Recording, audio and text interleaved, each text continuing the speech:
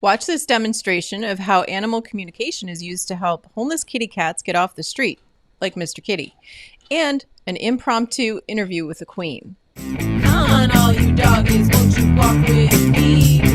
I'm the puppet dog. The Animal Intuitive Show, we talk about animal communication, natural pet care, and I have interviews with experts in the fields of animal care and advocacy. And please subscribe, like, share. That's what keeps this going. So I really do appreciate that and any of your questions. If you're not familiar with animal communication, how that works is I'm tuning into the animal's energy. So I want to better understand what the animal is thinking or feeling. Excuse my hair. This is crazy. It's falling in my face because it was a real last minute. I had so many tech issues, so I apologize. So it's kind of like I was the last thing I was dealing with. So hopefully it's not too scary. Just look at Mr. Kitty. That's what I advise. So basically what we're doing is we're tuning into the energy of the animal. And the easiest way for me to explain this to people is that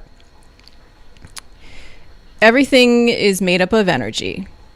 We can all just tune into energy in our environment at any time. It's just that sometimes you're consciously doing it and sometimes you're not consciously doing it. And sometimes people sort of doubt their ability to do this consciously. The best way that I like to explain that to people is if you just sort of sense who's calling you before you pick up the phone, you're doing that unconsciously. If you don't intend to do that, if you just sort of pops in your head, oh, I know who that is, and you haven't looked at the screen, of course, of the phone, and you're not expecting the call, but you just know who it is. And that's really, I think, happened to most people. I mean, everybody I've ever had in a class has said, oh yeah, that definitely has happened to me in various ways. It's not always a phone call either. It can be a lot of different situations. So where you just kind of know things. So animal communication is purposefully honing that skill. I did animal communication from the time I was a child, but I didn't know I was doing it. And it wasn't until I was given the formal name of animal communication and told what it was that I could look back and see where I was picking up things about animals in my life as I was growing up and understanding them. So I can almost bet that if you're an animal lover, you've probably done this yourself, even if you think you haven't. Animals, this is the way they talk. This is the way they communicate. They speak sort of in images. So in other words, and feelings. So in other words, if you're thinking a lot about something, your animal is likely going to pick up on it. Now, not necessarily if it's a fleeting thought, but a lot of times for animals, if it's something that's consistent, they're often picking up on it. So I'll give you an example. The other day, I'm going to have to probably spell it because my dog Kane is right here. I know, buddy. He's getting excited because I'm looking at him.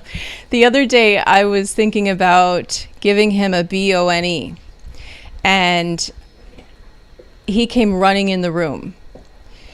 And it was just a sort of fun confirmation for me that he knew what I was thinking, and he was tuned in, and he was picking it up. There was no other reason for him to come in the room. I mean, he was sleeping and I was like really thinking about it. I was like, well, if I give him a raw bone right now, am I going to, I put the setup out, the mat, everything. It's like a process. Am I going to be able to clean it up? I've got stuff going on. So it was like in my head, I'm thinking about it. And then he comes running out like excitedly wanting that bone. Oops, I said it. All right, he's distracted. He's probably going to get a BONE later. He's a good boy. And my dog Cheyenne. So anyway, with animal communication, we're just honing this skill. We're practicing it deliberately.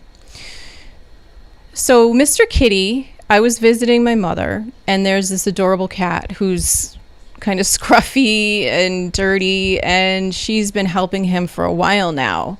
And she's been leaving food out for him and water and trying to make warmth for him.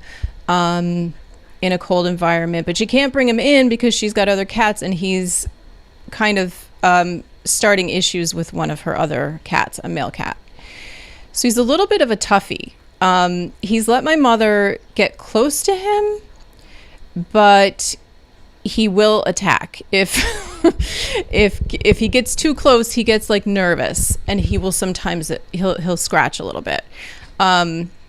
So I had this goal while I was visiting her that I was going to talk with him and I was going to try to understand him, and it ended up being there was a lot going on during that visit, and I didn't get to do a lot of it. I talked to him to some degree, but not as much as I would have liked to. So I thought this would be a great opportunity to do that. So again, I encourage anyone in the chat to go ahead and just, if you have questions, just fire away. It can be about anything to do with anything: animal communication, Mr. Kitty, energy. I also do animal massage and acupressure and essential oils. So just feel free to jump in. This is like an open Saturday chat. I have a little bit of coffee, not overly caffeinated, because you don't want to do that when you're communicating with animals. But I'm going to ask Mr. Kitty what he wants. Got a lot of fluff on my microphone. What it is that he would like in life. And I already kind of have a little bit of a sense of this, but I want to tune in a little bit stronger. I know this poor little guy, DB, he's really adorable, and he does try. Like when I was up there, I would try to go. I sort of inched my way closer to him, and I would try to give him snacks. I would kind of chuck a few at him initially, and then I tested the waters, and I would get close to him, and I would do the cat, like with the eyes, that calms them down, and also this is supposed to be like the cat head. You can do that when you're approaching an animal that's resistant or shy, a cat. And he would start to come forward, and he would like blink at me for a long time. But then the closer and closer we got, he just, bam, the claws came out. So he does a lot of meowing too. So, okay, I'm going to ask Mr. Kitty what it is ultimately that he wants. Does he want to live with a human? What would he like? All right, so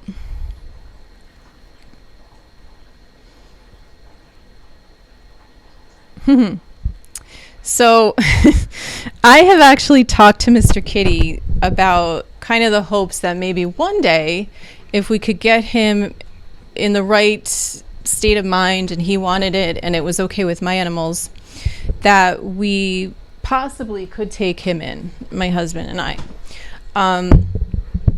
And that was his response. When I just asked him what he wanted, he said, "Could I come live with you?" So I'm going to let him know that there's a few, possibly, but there's some caveats to that. So he says that he would like that, but he does not want to be an all indoor cat. So I'm letting him know that for me, that's kind of a deal breaker. I don't think that I would be comfortable unless I was monitoring him and I had the right situation to watch him. I'm not going to be someone who's okay with him just being out and about. And currently where I live, that's really not a good idea. There's fox behind here, and then there's a major street here. So there's a lot of issues with that. It's not a great idea. Maybe sometime in the future I have a better setup for that. But I've worked with many missing animals, and I know the pain of just not knowing where your animal is. And I've had animals go missing, not for long, but 5 minutes is enough, to panic, and it's so scary. So that's not something I really want in a cat.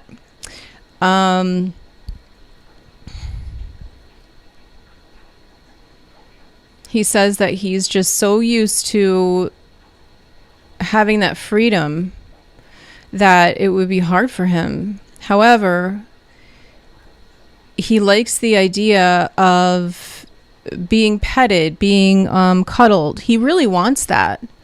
So it's kind of sad because he's just, it's like he's starving for that affection, but he just doesn't know how to get it.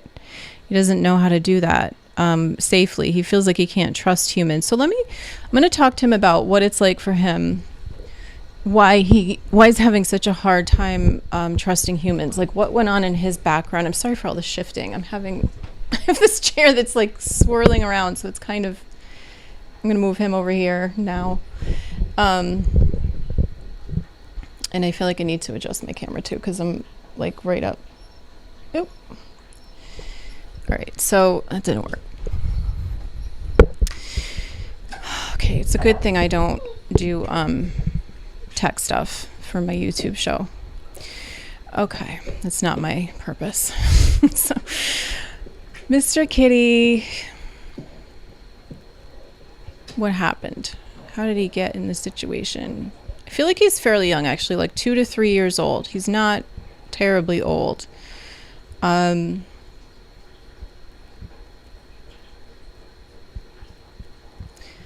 I see that he's in a situation where he had a home. There was potential of him staying there. He left. I kind of get him like just getting out. But I feel like he had that access to get out. It wasn't like he was just a house cat. And he did get out, and then I'm asking if he didn't want to return or if he got lost.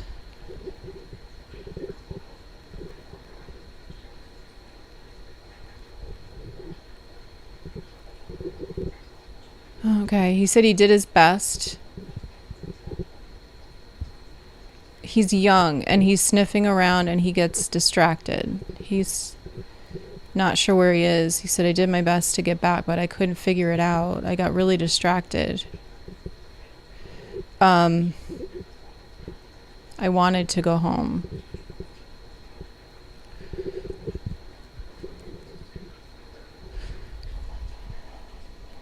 Oh, would you be willing to go out on a leash? Oh, hi, Darlene. Okay, so that's DB's Darlene. And my kitty has major trust issues. Okay, so you've got a similar situation. Let me see what he thinks about a leash.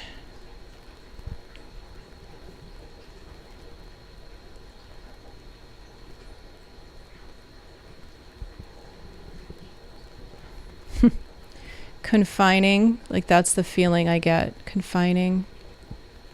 He doesn't like that. He doesn't like the restricted nature of that.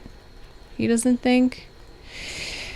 But every time I ask him something where I'm getting this kind of resistance to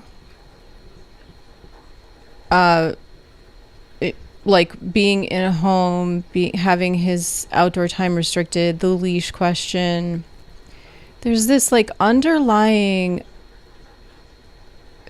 it's like a very nervous, but it's there. I really crave having a home though. I really want that. And there's like this piece of him that's like, he really wants it. He just doesn't know if he can do it. He keeps asking about both. Like, I want to come in and out. I get what he's doing at my mother's, but, but being able to be the family cat at the same time. Well, okay, I'm going to let him know, well, I suppose if the right person was willing to do that, maybe someone watching this wants Mr. Kitty. We do have to try to figure out a way to get him, though. That's part of the issue with him. Now, I know we have like the safe traps and things like that. We just don't know if he's pretty smart. He's pretty smart. So, Darlene, does he still wish for his original home? And does he give a name, or is it Mr. Kitty? My mother actually named him Mr. Kitty. Let's see what he thinks about that name. And if he has another name. He's kind of like, I like the Mr. Not so much. He gets the energy of the name. So the Mr. to him is like, yeah, I like the Mr. But the Kitty, he's not so sure about. He feels kind of like that's wimpy. I almost feel like that would be the word in English. Sometimes when you're communicating, you have to find a translation word for the feeling. So that the word is like wimpy. He doesn't like that. He feels like, I feel like a tougher name he wants, like Bruno or something like that. Let me see if he had an original name though. It's something with I'm getting stuck with it's either a C or a B, so it could be that it's a 2. Both of those are in the name. I'm not sure what that would be. I can't think of anything off the cuff right now what would have that, but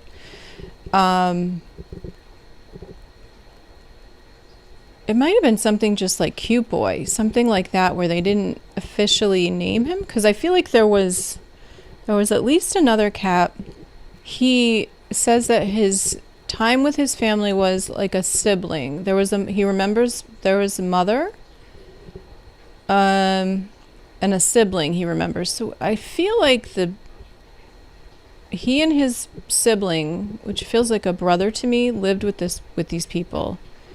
The mother looks off in the distance, so I feel like the mother was, he remembers her, but she didn't live with them. So maybe they adopted him. That's kind of the feeling, is like he came from outside, like I don't mean outside in the wilderness. I mean, like they got him somewhere and brought him in. So he probably was, I'm feeling like a shelter, that kind of thing. And then they took 2 cats in, with him and his sibling.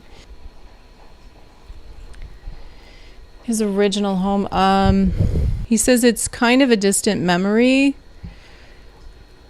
I do feel like he likes the idea of the warmth and the stability. Being fed was nice, which he has food now. So he's saying there are some good things about it. I don't get that there's a huge connection, though, like an emotional tie, because it feels a long time ago. Seems like there was an older man. I'm seeing a man, tall man, feeding him. See what else he has to say about what he would like and why he won't let us touch him. We know it's trust, but why is he so resistant? You're going to pick me up. I would like to pick him up. I've told him that. So I've kind of showed my hand. I told him that I really would love to cuddle him and hold him. He really says, like, you have to start very slow with me. Talks about toys. Like he would like to have a little cat ball, like rolled. He'd like to play. That would help. I didn't do that really with him. I mostly used treats. But he says he would like to play. He likes playing. He says I kind of lose my self in that. So that could help kind of break through that wall a little bit. Somebody was asking questions. Yes, Mr. Kitty, he would like a home. Yes, we did talk about that. Yeah, I hope he does too. He survived the whole winter. He would kind of go in and out of my mother's garage and breezeway. So he did have that coverage. He had some heat. She set some things up for him. So, and she's in upstate New York, so it was cold, but he survived. He's a furry guy. And also, I didn't ask him about his eye because I kind of touched on that. I guess that's why I didn't bring it up today. But he has some discomfort with this eye. It kind of drips. You can see it in the picture. It feels like it's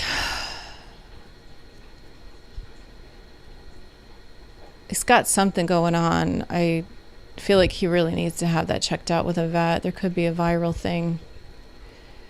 So prayers for Mr. Kitty that we can help him. I'm going to continue to relay this information that we do want to help him. Sometimes with kitties and dogs and whoever, you have to repeat things. You have to keep going back until they're ready to make that change. They're a lot like humans. They just sometimes have whatever blocks and walls up. So you have to work with them on that.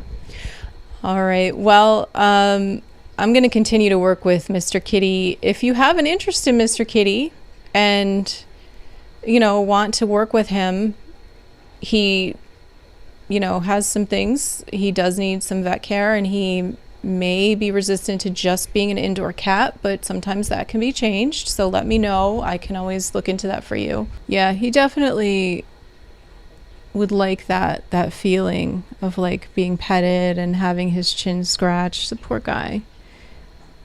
Yeah, I was thinking the one with feathers. I didn't have that there at my mother, she didn't have one of those. And I had so much going on when I was there. I was helping her with something, very busy, and I didn't get a chance to get one while I was there, but that did come to me. So you're probably right about that. You may even be picking that up, Darlene, that's what because I was thinking that too, and I never got it. So, oh, you adopted your kitty? Okay. And okay, so she was only 5 months. Okay. It's incredible how they can already have these trust issues from such a young age. She was only 5 months, and yeah, it starts early. It's so much better when you have them. Well, I don't want to say better. I mean, as far as like not having to necessarily have these like issues about being held and that kind of thing, if you have them from their baby. I'm not saying that I am against adopting older cats. Of course, I think that that's a great thing to adopt older cats. Okay, so you got her at 5 months. Okay. I'm just seeing if there's anything else with Mr. Kitty, because Darlene, if you like, I can ask your kitty if there's anything you want to ask her. She runs when people come near us. Okay. Don't tell me anything else if you'd like me to ask her anything, your kitty. I try not to get too much information when I communicate. It just maintains the integrity. To have a blank slate as much as possible. That can't always be the case, but it's nice when you can do that. Let's see if there's anything else. He is appreciative. He says he wants to thank my mother for everything she's done for him. He definitely is aware of everything she's done for him. He's consciously grateful for it. So, that's something to keep in mind when we help animals. They really are very aware that we're helping them, and they're grateful. And he says he doesn't know about having like human children. I think he's a little unsure of what that is, but he says activity. He's not quite sure how he'd like that, like a lot of activity. He feels a little bit like, that might make me nervous. Queen Nefertiti, but I call her Teeterbug. Queen Nefertiti. Okay. So I'm going to ask Queen Nefertiti it's always good to sit with back up straight, both feet on the floor when you're communicating with animals. Keeps your energy aligned and the meridians of the body straight, and it's better for energy. I don't know what this means, and when I communicate with animals, I give everything that I get, because a lot of times it means absolutely nothing to me. So I'm going to say the word dice to you. I don't know what that means, but I'm just giving it to you. Something small. She's showing me like running around. I don't know. The word I want to put out there again, I hear the word dice, but then I get mice. So I don't know if you've had a mouse thing going on, or if there's a toy that's a mouse. Oh, okay. Darlene says, thank you so much. And yes, she did bring up mice. Some she ate, some I took away from her. So do you mean real mice? I'm assuming if she ate them. How'd you get them away from her? I wouldn't like to do that. Ew. Did you have to... I don't sound very much like an animal communicator saying that, but I don't necessarily want to handle mice. Did you trap the mice and get them away from her? I mean, they do what they do. I don't fault them, but I don't necessarily want to scoop up the love mice. Okay, so it's mice. Definitely mice. Okay. Live mice. Okay. Live mice. She would sit on it, then walk away from them, and I would get some pliers and pick it up and move it. Oh gosh. All the things that we do for our kitty cats. That's interesting. Wow, she would sit on it. That's funny. Sounds like a queenie. I trapped a mouse under the sink. When I first got her, she was cowering it in a corner. She snapped it up and ate it immediately. I only had her for 2 days. Thank you for connecting with her. Wow. If you found this show interesting or helpful, please do us a favor and subscribe or leave a comment, share, like. All of that really helps the show.